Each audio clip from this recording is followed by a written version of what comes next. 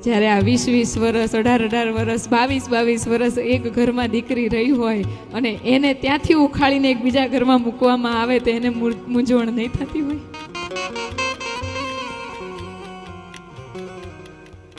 બધું જ જાણીતું મમ્મી પપ્પા ઘર જાતે સજાવે છે અને સજાવતી ક્યારે થાય? 18 વર્ષની થાય ને ત્યારે એને એમ થાય કે હવે હું મારું ઘર સજાવું ને જ્યાં સજાવટ પૂરી કરે ને ત્યાં તો એ ઘર છોડી દેવાનું હોય, પછી પાછું બીજું ઘર જઈને નવું સજાવવાનું હોય.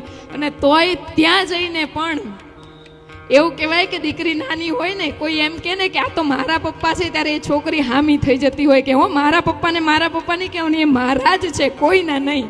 એ દીકરી જે પોતાના પિતા સિવાય કોઈને બાપ માની ન શકે અને દુનિયાના કોઈ પાત્રને પોતાના બાપ સાથે શેર કરી ન શકે, એ દીકરી આ બધું જ એક જ દિવસમાં છોડી અને આખો નવો પરિવાર અપનાવે છે.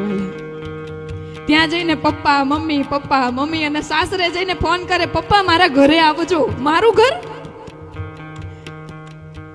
18 વર્ષ જે ઘરમાં રહ્યા ને 2 દિવસ એ ઘર છોડીને ત્યાં જતા રહ્યા, એનું મારું ઘર માની લીધું હાલા 2 જ દિવસમાં.